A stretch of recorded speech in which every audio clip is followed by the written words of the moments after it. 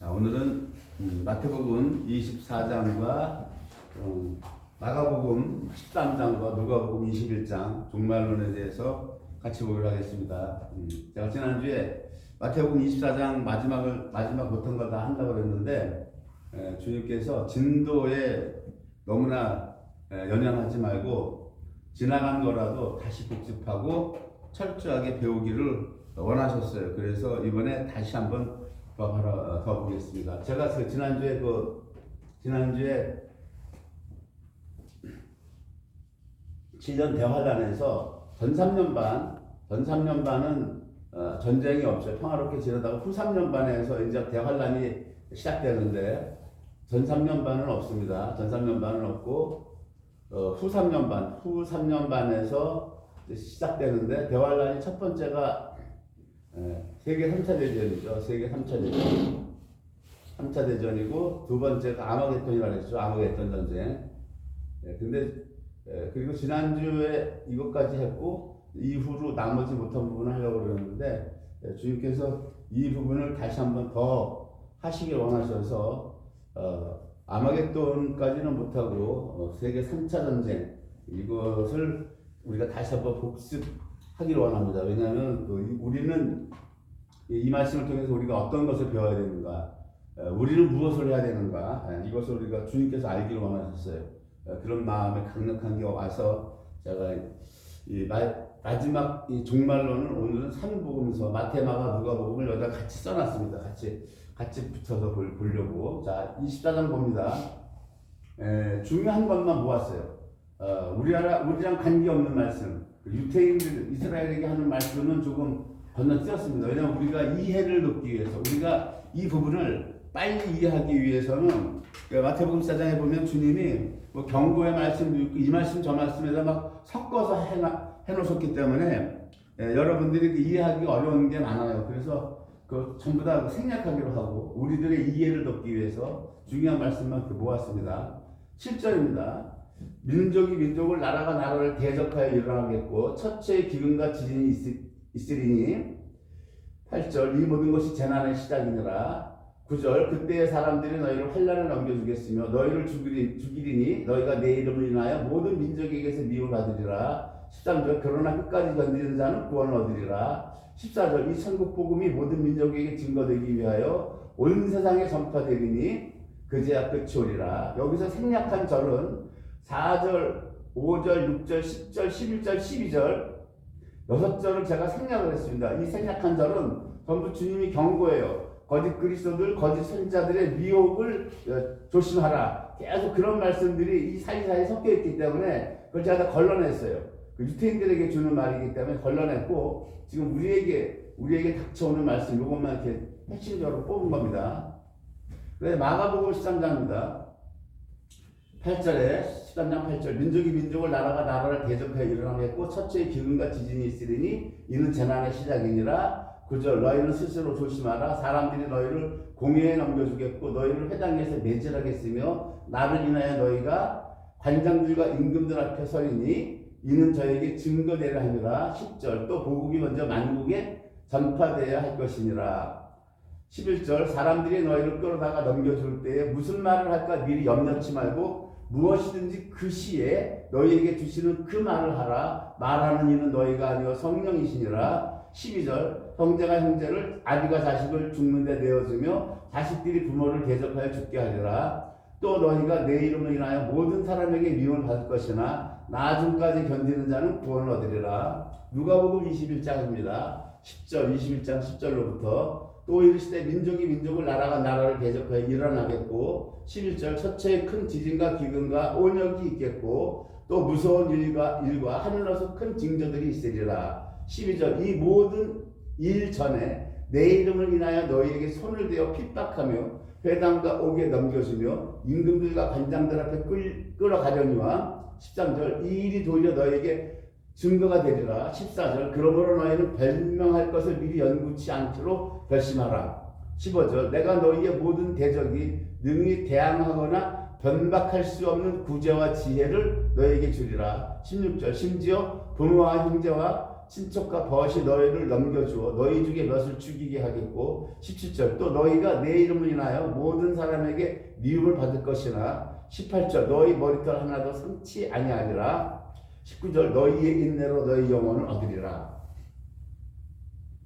아마겟돈 일어나기 전에 먼저 3차 세계대전이 일어난다고 했죠. 3차 세계대전 그 패권전쟁이 일어나는 거기에 대해서 민족이 민족을 나라가 나라를 대적하여 일어나고 서초에 기근과 지진이 있겠다 이렇게 말씀을 세 복음서 똑같이 주님께서 하시죠. 하시면서 여기서 예수님의 메시지를 우리가 세 복음서에서 세 메시지를 보면은 주님이 주시는 메시지는 확고부동해요.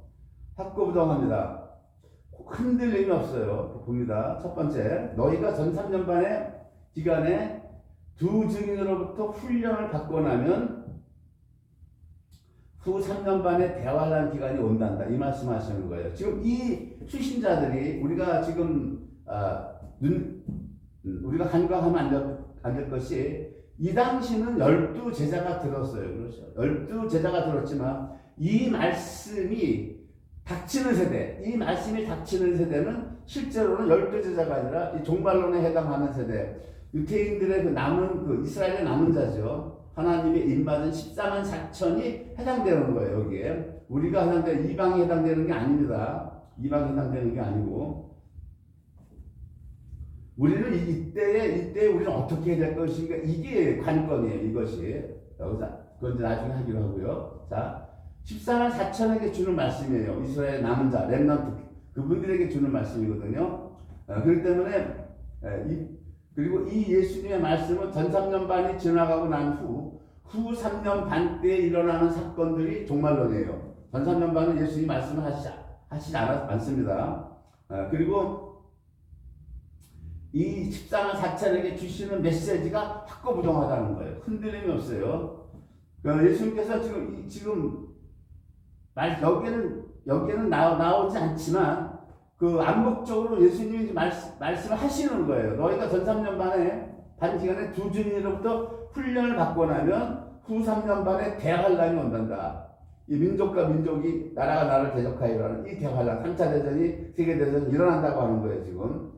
이 대환란의 기간에 가장 먼저 다가오는 환란이 누가복음 21장 12절에 예수님께서 마태에서는 3차 세계대전이 일어나는 그때 동시 패션으로 너희가 환란을 받는다, 핍박을 받는다고 되어 있는데 누가복음에서는 어떻게 되어 있냐면은 3차 세계대전 이 모든 일 그 전에 내 이름을 인하여 너희가 핍박을 먼저 받는다라고 하는 거예요. 해당 거기에 넘겨준 거. 이게 무슨 말씀이냐면 3차 세계대전이 일어나기 전에 유대인들의 핍박 사건이 핍박이 일어나지만 마태복음에서 그때라고 동시로 얘기죠.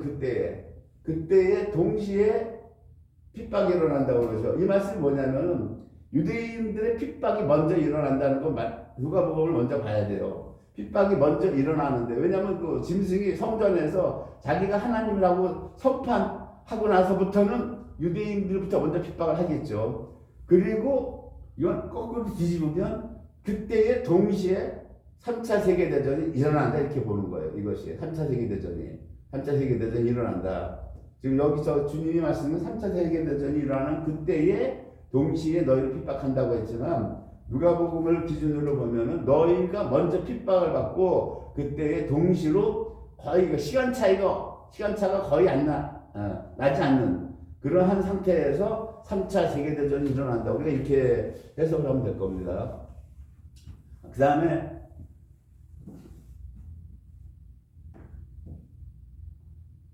그리고 또한 3차 세계대전이 일어나는 그때에 첫째의 기근과 지진과 온역이 역병이죠. 그런 것이 있다라고 하는 거예요. 이게 무슨 말이야? 3차 세계대전이 있는데 기근, 지진, 온역이 또 있다라고 하니까 우리말로 뭐라고 그래? 이런 말을 엎친 데 덮친다 그러죠. 엎친 데 덮친다. 최악의 상태에 그러한 최악의 상태의 상황이 너희들에게 닥쳐온다. 이 말씀하시는 겁니다. 지금 이 말씀이. 이게 지금 우리 이방에게 똑같이 닥쳐오는 거예요. 3차 세계대전이 닥쳐오고 지진과 기근과 역병이 다가오는 것, 똑같이 우리 이방도 똑같이 그 닥치는 상황입니다. 이때 예수님의 메시지가 뭐라고 그래요? 확고부당하다고 제가 그랬죠. 흔들림이 없다고 그랬죠. 예수님께서 우리 사꾼들이 전하는 복음 같으면, 사꾼 새끼들 헌금만 눈에 눈독 들려서 전할 것 같으면, 사랑하는 내 백성들은 아무 걱정하지 말아라. 내가 천사들 보내가지고 3차 세계대전 전부 다 끝내버리고 기근과 지진과 역병도 모두 내가 멈추게 해주겠다. 그러세요, 예수님께서? 안 그러죠. 웰빙 복음, 축복 복음은 그렇게 말할 거라고요. 아니 지금 예수님 안 온다고 그랬으니까 이런 것도 없지. 이 땅이 지금이 천년왕국이라고 그랬으니까 무슨 3차 세계대전이 일어나고 뭐가 있어요? 아무것도 없죠. 사꾼들이 만연하다고. 그래서 예수님은 뭐예요? 이런 말씀 다 해주는 거예요. 지금 너희가 마지막 때에 이런 극악한 환경이 처하는데 내가 그거 걷어줄게. 그거 싹 걷어줄게. 이런 말씀을 안 해요. 안 합니다. 그러면서 예수님 뭐라고 그러세요?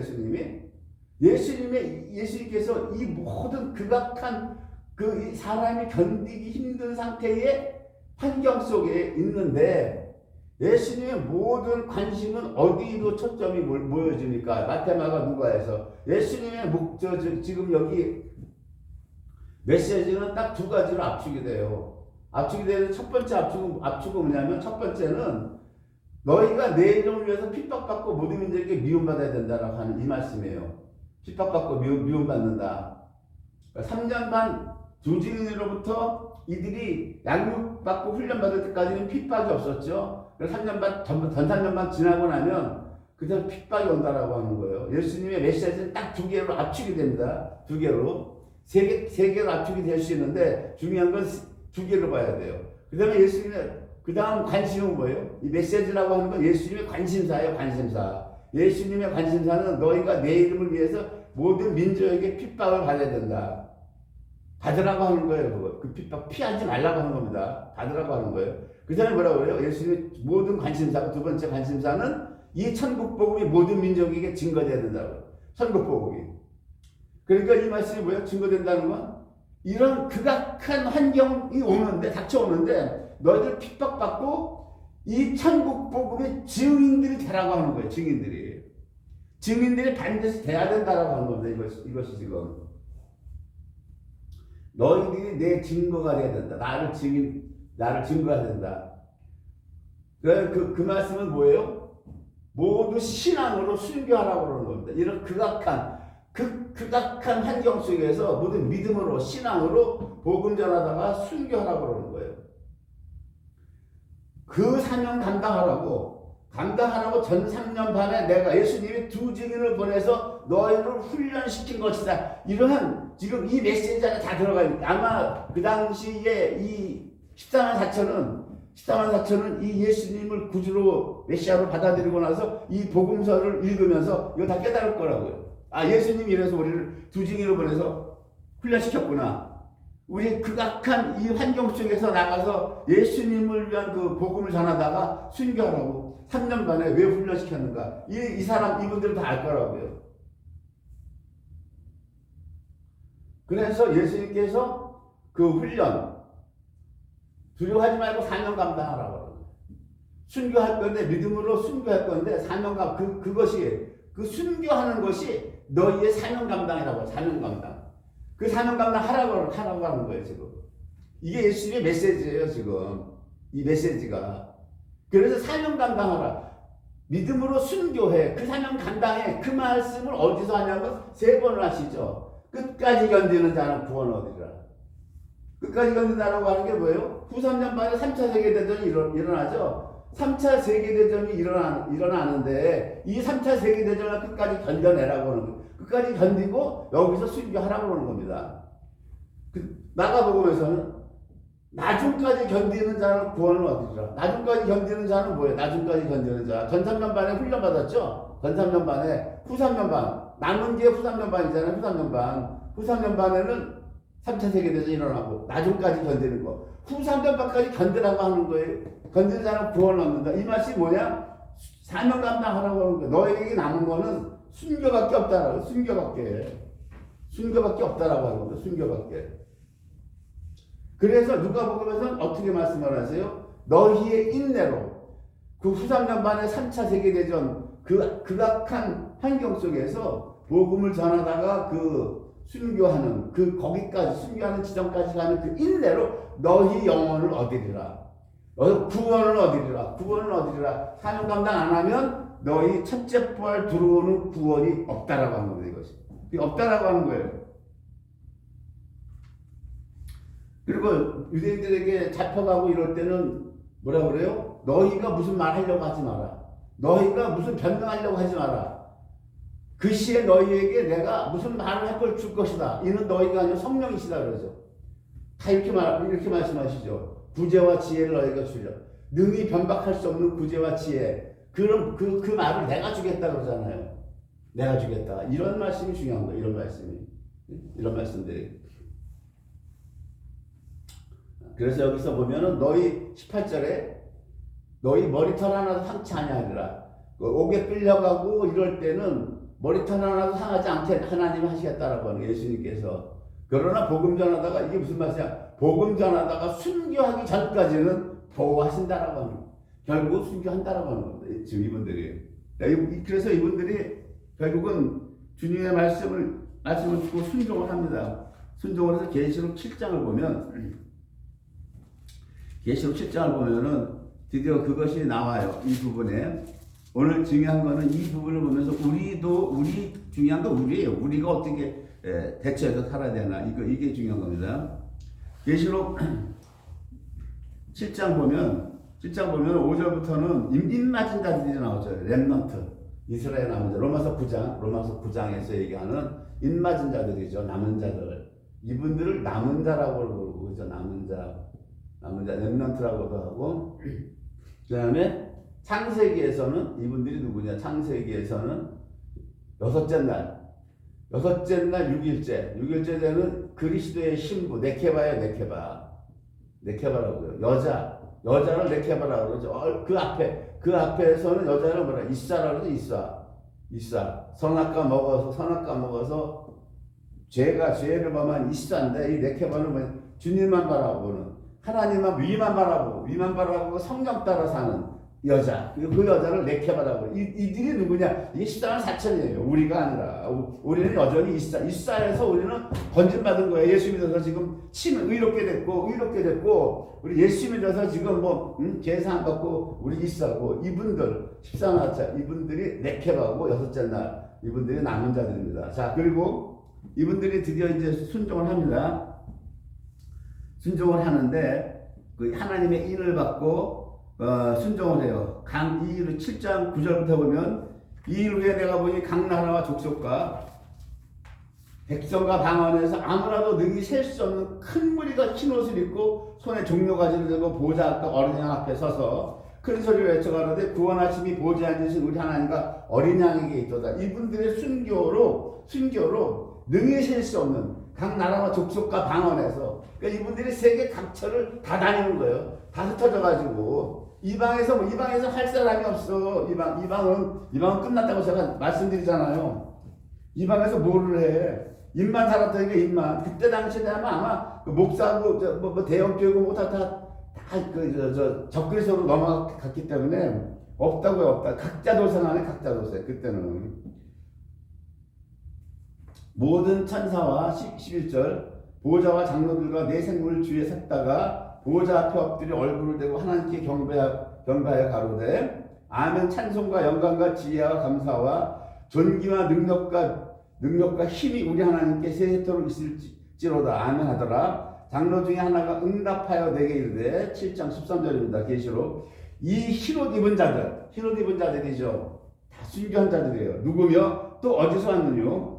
그러니까 내가 가로되, 사도 요한이 가로되 내 주여 당신이 알리라 하니 그가 나더러 이르되 이는 큰 환난에서 나오는 자들이다. 큰 환난이 어디야 지금? 민족을 나라가 나라를 대적하여 일어나는 3차 세계대전, 그죠? 3차 세계대전 이 큰 환난에서 나오는 자들이다. 누가? 이 남은 자들, 이 네케바들이 거기서 나오는 자들인데 어린 양의 피에 그것을 씻어 희게 하였느니라. 이 흰옷을 입은 거예요. 이분들이 흰옷을 입은 분들. 흰옷을 입었다. 그러므로 그들이 하나님의 보좌 앞에 있고 또 그의 성전에서 밤낮 하나님을 섬김에 보좌에 앉으시니까 그들 위에 장막을 치시리니 7장 16절입니다. 저희가 다시 줄이지도 않아요. 그러죠. 이게 무슨 말씀이에요? 세계대전 3차 대전 때 다들 복음 전하다가 줄였다. 숱하게 굶어서 죽었다라고 하는 거예요. 목마르지도 않았다. 그죠? 목마르지도 아니하고 이렇게 돼 있죠.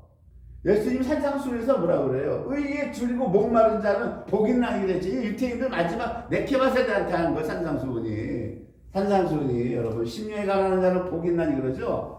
이 말씀이 이방에게 주는 말씀이 아니라고. 이방은 왜 아니냐면 이방은 이 말씀을 받아서 이방은 이것을 행할 능력이 안 되는 거예요. 능력 자체가 이방은 입에 양기가 입으로만 왔는데 은혜팔이 하는데 심령에 가난한 자, 애통한 자, 온유한 자 이렇게 되어 있죠. 의에 줄이고 목마른 자, 전부 긍휼력 있는 자. 이 산상수훈의 팔복이 누가 받느냐? 이 말씀을 누가 받느냐? 네케바가 받느냐? 네케바.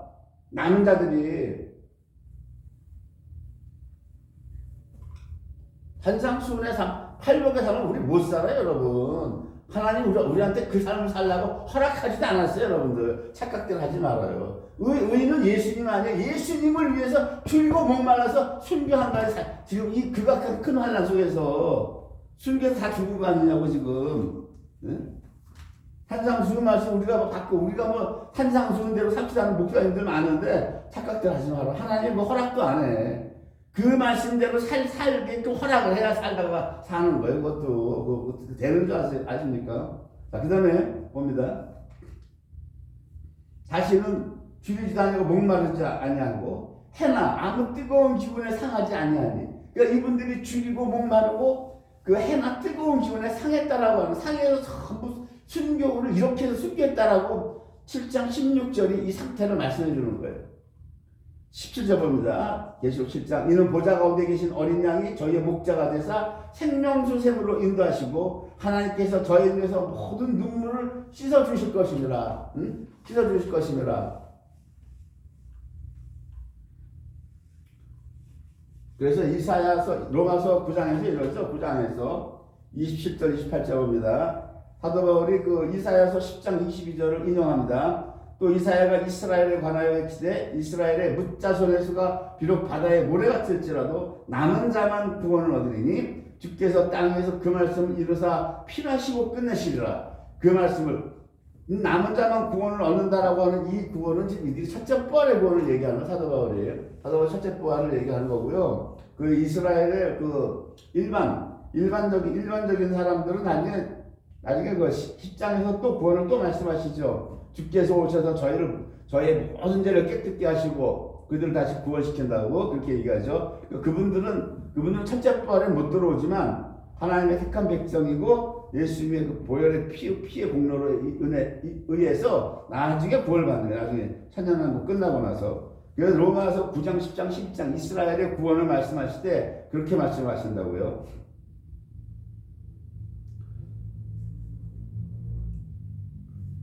이사야서 10장 22절을 인용했는데 이사야서 10장 22절은 이렇게 되어 있습니다. 이스라엘이여 내 백성이 바다의 모래 같을지라도 남은 자만 돌아오리니.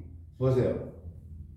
남은 자만, 네 백성 아브라함의 씨가 바닷가에 모래같이 많을지라도 남은 자만 돌아오리니 넘치는 공의로 회멸이 작정되었습니다. 넘치는 공의로 회멸이 작정되었다는 것은 적그리스도 짐승의 나라를 하나님이 멸망시키는 거죠. 그때 남은 자가 돌아온다라고 하는 이 두 말씀을 이사야 10장 22절에 그 남은 자가 돌아오는 게 언제 돌아오느냐? 하나님께서 넘치는 공의로 회멸하는 것, 멸망시키는 것이 작정된 그때 이들이 돌아온다.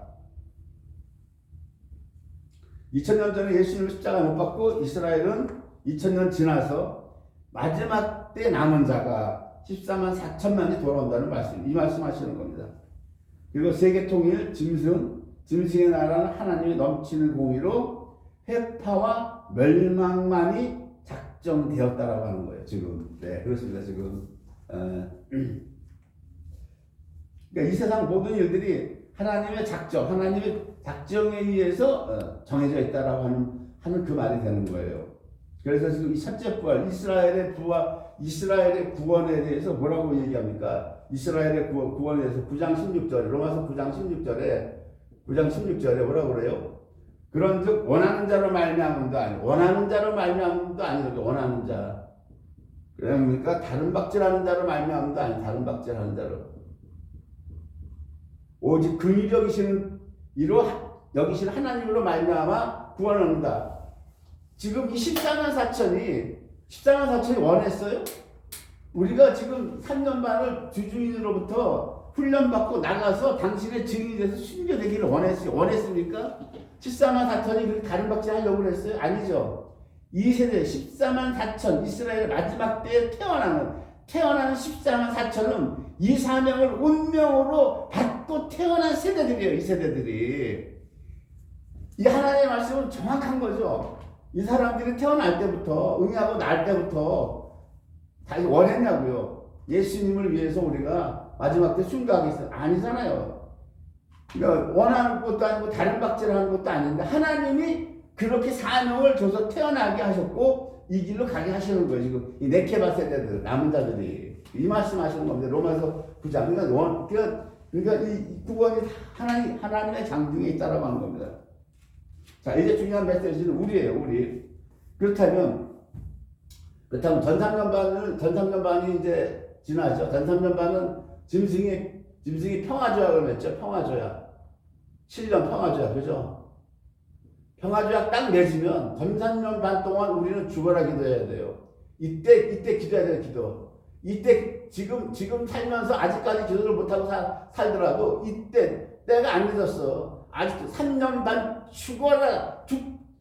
어떻게 표현해야 돼 이거? 죽어라. 죽자 살자 기도해야 휴거돼서 올라갑니다. 저는 분명히 얘기했어요. 그러니까 난 것이라면 알아서 하는 거. 뭐 자유의지도 주셨으니까 그냥 뭐 알아서 하는 거 알아서. 나는 사명이 이거 계속 전할 수밖에 없는 거. 알아서 하는 거예요.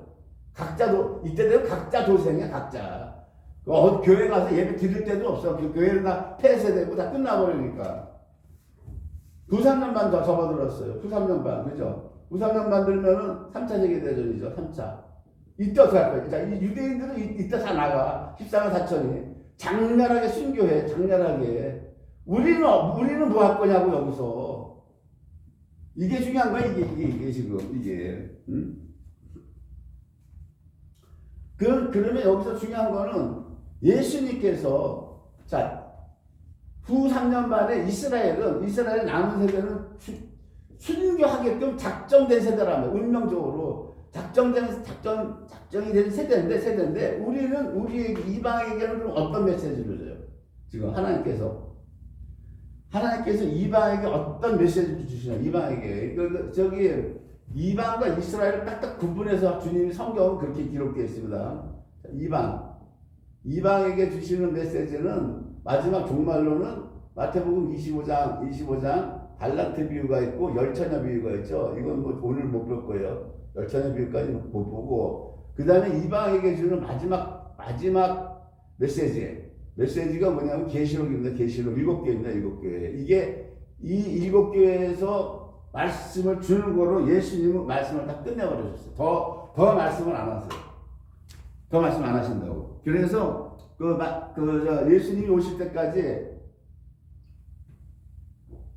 예수님이 토림에서 오실 때까지 유대인들이 이스라엘을 가가지고 토림에서 오실 때까지 500년 공백 기간이 있었어요. 약 500년 공백 기간에 어떤 선지자도 보내지 않았어요. 어떤 선지자도 보내지 않고 그냥 침묵 가운데 흐르는 거예요. 마지막 말라기 선지자, 학개스가라 말라기 선지자를 끝으로 500년 동안 어떤 선지자도 보내지 않았고, 어떤 말씀도, 어떤 뭐 기적도, 환상도 아무것도 없었어요. 그런 것처럼 지금 예수님이 마지막 재림하실 때까지 예수님이 이방에게 주신 말씀은 마태, 마가, 누가, 요한, 복음서, 그다음에 사도행전, 그다음에 서신서 있죠. 서신서에 플러스 마지막에 계시록에 나오는 7개입니다. 7개. 그게 마지막 말씀이에요. 그 마지막 말씀이라고 하는 건 무엇이냐? 예수님께서 할 말씀 다 했다라고 합니다. 나는 너희에게 다 말했다. 너희가 이제 알아서 이거를 알아서 듣고 행동에 옮겨라. 이 얘기하는 겁니다. 그 지금 7교회인데 그 7교회에서 마지막 때에 해당하는 교회가 라오디게아 교회예요. 지금 7교회죠. 7교회가 어떻게 들어갑니까? 에베소죠. 에베소. 그다음에 서머나죠. 서머나, 에서, 버가모, 에서버, 두사빌라죠. 두아드라, 사대, 빌라델비아, 에서버, 두사빌라, 라오디게아, 하나, 둘, 셋, 넷, 다섯, 여섯, 일곱, 라오디게아 교회가 이게 마지막 일곱 번째 우리에게 해당되는 교회예요. 지금 뭐 에베소, 서머나, 버가모, 두아드라, 사대, 빌라델비아 이 말씀들도 우리에게 다 중요한 말씀이지만 우리에게 해당되는 말씀 라오디게아 교회를 보자고요. 우리는 지금 예수님이 뭐라 이거 경고하시는 거예요. 너희 정신 차리라고 그러는데 라오디게아 교회에게 똑같이 이런 환경이 닥치는데 우리에게 지금 이 경고를 주시는 겁니다. 14절 3장 계시록 3장 14절 봅니다. 라오디게아 교회의 사자에게 편지하기를 아멘이시오 충성되고 참된 증인이시오 하나님의 창조의 근본이시니 창조의 예수님이죠. 예수님이 가라사대 내가 네 행위를 안 오네. 자 보세요. 예수님 그냥 행위를 딱 가지고 들어와. 행위. 우리는 지금 행위 얘기하면은 이단이라고 그래요. 정통교리. 행위를 구원받냐? 이거 이단 새끼들이라 이러거든요. 그냥 몰아친다고. 그래서 예수님은 완전 이단이 되는 거예요, 여러분들. 지금 여러분들이 받은 세뇌된 그 신학 교리로 따지면 예수님은 이단의 앞잡이가 되는 거야. 이단의 수계가 되는. 요즘은 내란의 수계니 뭐 내란의 개수니 그러대. 예수님은 이단의 수계가 되는 거야. 내가 네 행위를 안 오니 네가 차지도 않고 덥지도 않다는 거야. 차지도 않고 덥지도 않다. 그 뭐라 그래요? 차든지 차 쪽으로 가든지 더운 쪽으로 가든지 둘 중에 하나 택하라. 덥다라고 하는 건 뭐예요? 행위를 최대한 발동시켜라. 그죠? 발동시키라는 거야. 발동시켜라. 요즘 자동차로 따지면 뭐예요? 풀악셀을 끝까지 밟는 거. 덥든지 차다른 건 뭐예요? 행위를 아예 던져버리라고 하는 거야. 지금 우리 정통교리 행위를 얘기하면 이단머리 하듯이 행위는 무슨 얼어서 행위야 구원 받았는데 차든지 그렇게 아주 차든지 니들 배운 교리대로 차갑든지 덥든지 풀악셀을 밟든지 아니면 자동차 엔진을 시동도 걸지 말든지 그냥 하란 얘기에 지금 너희가 이방 너희가 선택하라고 하는 거 지금 우물쭈물 하지 말고. 근데 미지근한데 차지도 않고 덥지도 않고 이러면 내 입에서 너를 토해서 내쳐버리겠다. 첫 번째 경고가 이거예요. 첫 번째 경고가 뭐냐? 우리말로 합니다. 풀악셀 밟든지 행위의 풀악셀을 밟든지 아니면 아예 버리든지 행위 자체를 버려라. 니들이 입으로 떠들어대는 거죠. 믿음으로 구원받지 행위로 구원받습니까? 그거 딱 그 교리 붙잡든지 둘 중에 하나 하라고 하는 거야. 둘 중에 하나. 중간지대 없다라고 하는 겁니다. 여기서 우리가 지금 이렇게 된 왜 우리가 이렇게 된 원인이 신학적 교리의 가르침이에요. 저나 여러분들이 다 이 교리 받아서 배우고 목사님 지금 이 시대 때 목사님들은 다 이 교리에 쩔어 있다고. 이거 이거 고쳐지지 않습니다. 이거 예수님 재림할 때까지 이대로 간다고. 이대로 가요. 주님의 말씀 이렇게 말씀 계시면서 하고 있지만 여기서 돌이키지 않아. 누가 프락셀을 봐봐. 이미 이게 머리에 세뇌가 돼 있는데. 그리고 칼빈 교리에 세뇌가 되어 있다고요. 제가 적어놨어요. 칼빈 교리가 어디에서 우리가 행위를 버리느냐 보세요. 전적 타락이에요. 5대 칼빈의 구원론에 다섯 가지가 있는데 전적 타락이에요. 토탈 디프로비티. 전적 타락. 선악과 먹은 인간은 전적 타락했다. 전적 부패했다. 그런데 하나님이 무조건적 선택했다. unconditional election. 무조건적 선택. 야곱과 야곱과 에서가 있죠. 그 야곱과 에서에서 야곱을 택할 때 하나님이 뭐 본 거 아니라 그냥 하나님이 택하고 싶은 사람 택했다라고 하는 거예요. 야곱을 택하고 싶은 사람 택했다라고 하는 거예요. 이 무조건적 선택. 야곱이 뭐 어디 잘났던지 에서가 잘났던지 그들이 어떤 조건을 안 받다는 그런 조건을 안 받다. 그래서 unconditional. 그들에게 뭐 야곱이 훨씬 잘나서 너를 택했든지 에서가 못나서 택하지 않았던지 그런 게 아니라고 하는 거예요. 무조건적 선택은 다 하나님의 주권에 의해서 택했다. 맞는 말이에요. 무조건적 선택은. 전적 타락도 맞는 말입니다. 전적 타락도. 틀리잖아요. 그러나 이것을 어디 하냐면 순서에서 틀린 거예요. 순서에서 틀렸다라고 하는 건 뭐냐면 하나님의 구원은 사도 바울이 에베소서 1장에서 말하죠. 1장 4절 5절에서 창세전의 그리스도 안에서 선택이죠. 창세전에서 먼저 선택했어요. 저는 사도 바울의 복음을 저는 근거로 제시합니다. 창세전에 하나님이 선택했고 그 다음에 우주를 천지창조했죠. 창조했고 그 다음에 타락이죠. 세 번째가 타락이고 네 번째가 뭡니까? 네 번째가 구속이에요. 구속인데 지금 칼빈의 구원론은 1, 2, 3 세 번째 타락이 먼저 기어 나온다고. 세 번째 타락이 첫 바다로 나온다고. 전적 타락이. 그럼 창조하고 창조에서 선택은 어디 있냐고 이게 지금. 사도 바울은 아니라고 하는. 사도 바울은 하나님의 구속사는 에덴 동산에서 타락해서 시작한 게 아니라 너희가 태어나기도 전 세상을 창조하기도 전에 하나님이 이미 선택했다고 하는데 그래서 하나님이 우주를 천지창조했다고. 천지창조 넘버 2라고요. 넘버 1이 뭡니까? 하나님의 선택이 먼저예요. 근데 여기 지금 뭐예요? 무조건적 선택이 두 번째로 밀려버리죠. 하나님의 무조건적 선택은 첫 번째로 올라가야 돼요. 첫 번째. 무조건적 선택이 먼저 나오고 그 다음에 창조가 나와야 되고 그 다음에 타락이 세 번째로 나와야 된다고. 이거 뒤죽박죽이 돼버리는 거. 이게 거기 한번 500년 전에 칼빈이 본 게 이렇게만 볼 수밖에 없겠죠. 네, 이렇게만. 자, 그런데 세 번째 봅니다. 세 번째가 제한적 속죄예요. 제한적 속죄, 리미티드 오토먼트. 그러니까 모든 사람에게 다 속죄가 되는 게 아니고 하나님이 택한 자들만 속죄를 시켜서 구원한다. 속죄. 그렇죠? 피의 속죄죠. 여기에 이제 칭의가 다 들어가는 거예요. 칭의가 여기에 들어갑니다. 여기 이신칭의가 이 교리에 다 들어가는 거예요. 칭의에. 그러니까 이 피로 제사함 속죄받아서 가는 여기에 딱 박혀 있기 때문에 이 속죄는 어디에 들어가 있어요? 이 속죄는 성막을 보면요. 지성소에 성막에 보면 지성소죠. 지성소. 응?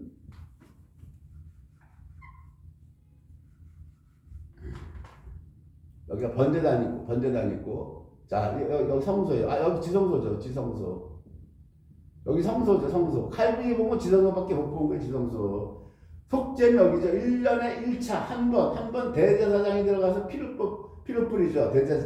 대제사장이 대속죄일 날 이스라엘의 전체 속죄를 위해서 피를 뿌리죠. 이 은혜를 이 속죄를 본 거라고요. 성소의 구원을 안 보고 여기 지성소의 구원은 100% 은혜예요. 은혜. 우리의 행위가 요만큼도 안 들어가. 1%도 안 들어가. 성소의 구원, 이게 성화의 구원은 뭐예요? 여기서 우리의 행위가 100% 다 들어가요. 100%.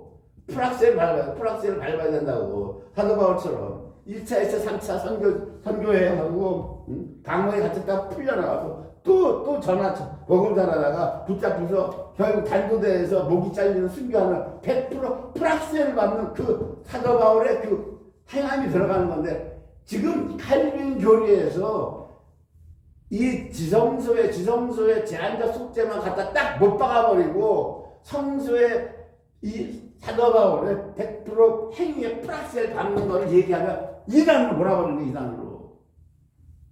이단으로. 이게 500년 전 교리, 개혁주의 그러죠? 예? 이게 여기서 빨리 깨어나야 돼, 여러분들이. 예수님은 이 지성소의 칭의를 그건 안 시키다는 거 아니에요. 시켜준다고 하는 거예요. 그거 언제? 천년하고 끝나면. 행위가 없이는 천년하고 못 들어온다. 첫째 부활 못 들어온다고 행위가 빠지면 성소, 지성소가 아닌 성소가 결여되면 없다라고 하는 겁니다, 여러분들. 이게 500년을 지탱했고 500년을 신학교에서 가르쳐서 목자들이 듣고 나와서 배웠고 세뇌가 딱 돼가지고 이거 이제 안 바뀝니다. 안 바뀌. 예수님 오실 때까지 이건 안 바뀌는 거예요. 안 바뀌어. 누가 건드리지도 않고. 저는 사명이 여러분들 이 땅에 남겨지지 말라고 하는 사명이기 때문에 칼빈의 5대 교리, 이 구원론 가장 핵심이죠. 이거를 제가 다 장단점을 다 말씀드리는 거예요. 맹점을 말씀드리고 불강력적분의 irresistible grace, 하나님이 택한 자에게 은혜를 주면 그 사람은 그거 거부할 수 없다고. 거부할 수 없습니다. 이건 하나님의 은혜를 좀 받을 수밖에 없는 거예요. 성도의 견인 perseverance of the saint, 하던 그 마지막 5번째 퍼서버런스라고 하는 거는 이 가혹한 조건이에요. 가혹한, 엄청나게 가혹한, 사람이 견디고 버티기 힘들 정도의 그 가혹한 조건, 그래서 퍼서버런스로 그러죠. of the saint, 그 가혹한 조건에서 세인트 성도를 인도하신다. 맞는 말씀이죠. 인도하세요. 하나님께서 인도하시는데 우리가 그걸 알고 쫓아가느냐 못 쫓아가느냐 또 우리의 문제도 있지만 일단 하나님이 견인을 하신다는 겁니다. 그래서 우리는 결국 이 구원론 때문에 행위에 관심 자체가 없었어요. 관심이 없었고 그것을 얘기하면 저 사람 이단 아니면 아르미니안주의, 감리교도들처럼 아르미니안주의인가 이런 식으로 전부 다 매료해 버렸다고. 그렇게 지금까지 살아온 거예요. 지금까지 살아왔어요. 그 다음에 주님이 이거 다 아시죠. 주님이 그래서 17절 우리 3장 10절 뭐라고 그럽니까? 네가 말하기를 나는 부자라 부유하여 부족한 것이 없다 하나. 부자다라고 하는 거 아니 이 지성소에서 그거 다 받았는데 부자죠. 우리가 부유하고 부족한 것이 없다 하나. 예수님이 뭐라고 그래요? 네가 곤고하다라도 곤고하고 가난하다고 하는 거예요. 눈이 멀었고 벌거벗은 걸 네가 알지 못한다. 벌거벗은 걸. 그동안 배워서 알았던 구원은 우리가 이 받은 것이죠. 우리는 나는 부자다라고 하는 거예요. 그렇게 살아왔어요. 우리가 이렇게. 구원에 대해서 우리가 확신이 있죠. 흔들림이 없어. 그러니까 여기에 세뇌가다가 꽉 박혀 있으니까 전부 뭐라 그래? 어떤 목사님 동영상을 보니까 그래. 지금 이 순간 예수님이 오시면 나는 땡큐 지저스하고 올라갑니다. 땡큐 지저스하고. 응? 믿어 의심치 않는다라고 하는 거예요. 응? 그 예수님이 뭐라 그래요? 내가 너를 권하노니 내게서 불로 연단한 금을 사서 부유하게 하라. 네가 부자라고 하는데 너는 가난해. 가난한데 부자가 되려면 불로 연단한 금을 사라. 불로 연단한 금은 지금 불로 연단한 금이죠. 불로 연단했다라고 하는 건 금은 무슨 금을 얘기하는 거예요? 금에서 불순물을 제거한 순금을 얘기하죠. 순금을 얘기해요. 예수님 말씀이 이렇게 감춰버려요. 불로 연단한 금이라고 그래. 순금을 말씀하시는 원래는 순금인데 이걸 살짝 돌려서 불로 연단한 금이라고 그래요. 순금을 하나님이 말씀하실 때 어디에 써요? 성막에서 번제단은 전부 다 노시죠. 노시에도 바깥에서 제사 지내는 거 다 그 그릇이 노시고 이 성소에서 지성소하고 성소는 뭐예요? 성소는 금인데 다 금인데 뭐라고 그래? 하나님 무사한테 금인데 불순물을 전부 제거한 순금으로 만들라고. 그래서 등대도 무슨 말을 순금 등대로 만들라 그러죠. 이 언약궤도 순금으로 안팎을 입히라고 하잖아요. 언약궤도 이 나무 궤짝을 안과 밖을 순금으로 하라고 그러지. 주님이 금으로 하라고 하는 말씀이 없어요. 순금이라고. 예수님이 이 말씀하시니까 불로 연단한 금을 나에게서 살아. 부욕케 하라. 이 말씀은 무슨 말씀이냐? 너 지금 지성소만 알고 지성소에서 내가 준 구원, 속죄의 구원만 알고 네가 지금 나는 부유하다고 하고 있는데 내게서 불로 연단한 순금을 사서 부유하게 하라. 밑에 성소의 진리를 네가 알아 깨달으라고 하는 거예요. 지금. 성수의 진리를 네가 알아서 깨달아라. 너는 행위는 하나도 없어. 행위는 하나도 안 하고 안 하면서 나는 부자다, 부유하다라고 지금 이루고 있는 거예요 지금. 응? 이 말씀하는 겁니다. 그래서 분향단, 순금등대, 분향단, 떡상 이것을 너희가 알아야 된다라고 하는 겁니다. 둘째, 예수님께서 흰옷을 사서 입어 벌거벗은 수치를 보이지 않게 하라. 흰옷. 이 흰옷은 계시록 19장 7절 8절에 나와요. 아까 그 14만 4천이 흰옷을 입었다 그랬죠. 예수님 피에 옷을 씻어 희게 됐다 그랬죠. 이 흰옷이 뭐냐? 계시록 19장 7절에 보면 7절 8절에 보면은 우리가 즐거워하고 크게 기뻐하여 그에게 영광을 돌리세 어린 양이 혼인기약이 이르렀고 그 아내가 예비하였으니. 누굴 얘기하는 거예요? 지금 계시록 19장 여기 7절 8절 네케마 지금 남은 자들 얘기하는 거예요. 지금 아까 다 순교한 그분들 얘기하는 거예요. 그분들이 우리가 즐거워하고 크게 기뻐하며 그에게 영광을 돌리세요. 어린 양의 혼인기약이 이르렀고. 예수님이 뭐라고 그랬어요? 예수님이 3차 세계대전 일어나고, 그죠? 세계대전 일어나고 이들이 순교하고 그다음에 아마겟돈 일어나죠. 아마겟돈. 그죠? 아마겟돈 일어나기 전에 고전에 예수님이 오신다고 그랬죠? 오신다고. 내가 공중재림 한다고 그랬어요. 그죠? 재림은 두 가지인데, 일단 공중재림 하죠. 공중재림. 데살로니가전서, 그죠? 공중재림, 그죠? 공중재림 하셔서 혼인잔치 하죠. 혼인잔치 하시고 쭉 가시다가, 어디로 오세요? 감람산으로 오시죠, 예수님이. 감람산, 그죠? 감람산에서 아마겟돈 전쟁을 해서 이들 다 몰살시키죠. 이 복수입니다, 복수. 14만 4천 죽은 피해 복수. 그리고 나서 어떻게 돼요? 감람산에 전쟁에서 승리하시고 나서, 그 다음에 어디로 와요? 지상재림이죠. 이때는 모든 사람들이 다 본다, 이 지상재림을. 다 본다. 네?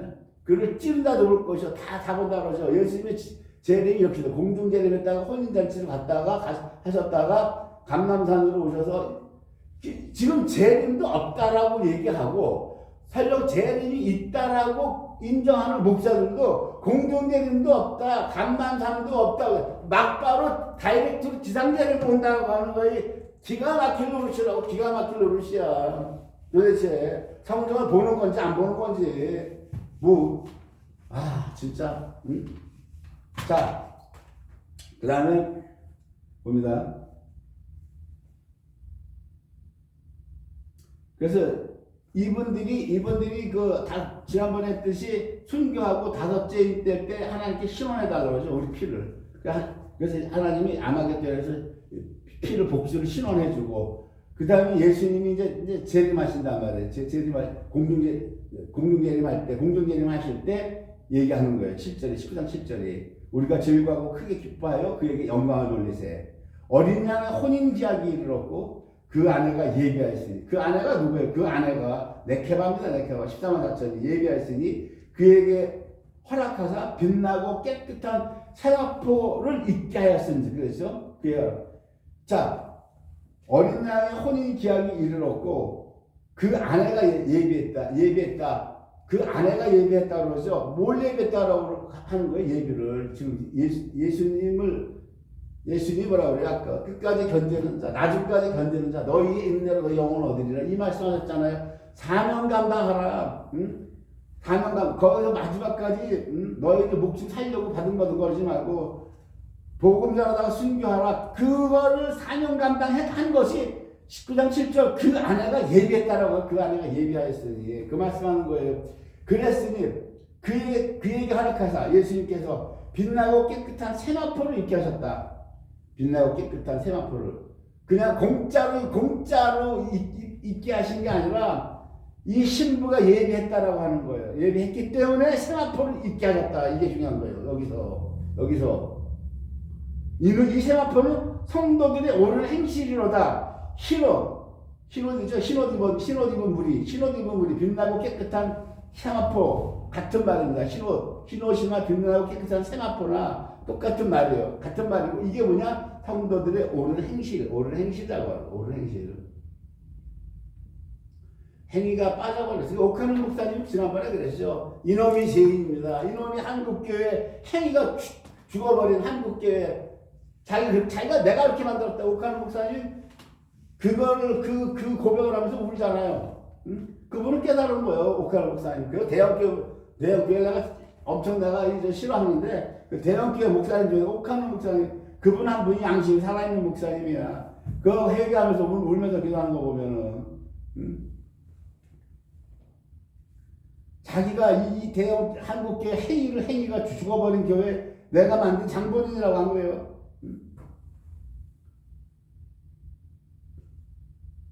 그 다음에 이 셋째, 안약을 사서 눈에 발라보게 하라.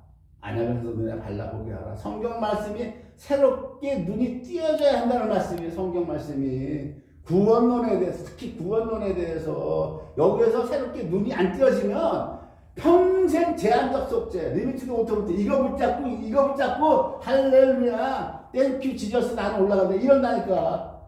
이거 붙잡고 이거 칼빈의 교리에 제 세 번째 제한적 속죄 이거 딱 붙잡고 있는 거야. 마음 풍요롭게 있는다고. 안약을 사서 눈을 발라 보게 하라 그러잖아요. 19절에 뭐라 그럽니까? 19절에 무릇 내가 사랑하는 자를 책망하여 징계하노니 그러므로 네가 열심을 해라 회개하라. 라오디게아 교회, 우리 마지막 지금 행위가 죽어버린 라오디게아 교회를 주님 뭐라 그러냐? 내가 너를 책망하는데 뭐 때문에 내가 너를 사랑하기 때문에 우리를 사랑하기 때문에 책망한다고 하는 거예요. 그렇기 때문에 네가 열심을 해라.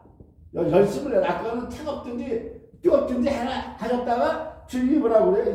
이제는 열심을 내라 그러죠. 열심을 내라. 응? 회개하라고 돌이켜라. 행위가 없이 믿음. 행위가 없이 입으로만 한 믿음. 그 믿음에서 돌이켜서 행위를 가져라. 프락스 밟으라. 프락스. 이거 하라는 겁니다 지금. 그러면서 뭐라고 그럽니까? 볼지어다 내가 문 밖에서 두드리노니 누구든지 내 음성을 듣고 문을 열면 내가 그에게로 들어가 그로 더불어 먹고 그는 나로 더불어 먹으리라. 이 말씀 붙여서 하시죠. 열심을 내라 회개하라 이렇게 하시면서 이 말씀 무엇이냐? 네가 행위를 하는 것도 행위의 믿음을 하는 것도 네 스스로 네 멋대로 하는 게 아니라 내가 네 속에 들어가서 너랑 함께 동거동락하면서 내가 시키는 거 하라고 하는 거. 이게 두 말씀이 붙어서 가죠. 붙어서 갑니다. 이기는 그에게는 내가 내 보좌에 함께 앉게 하여 주기를 내가 이기고 아버지 보좌에 함께 앉은 것 같이 하리라.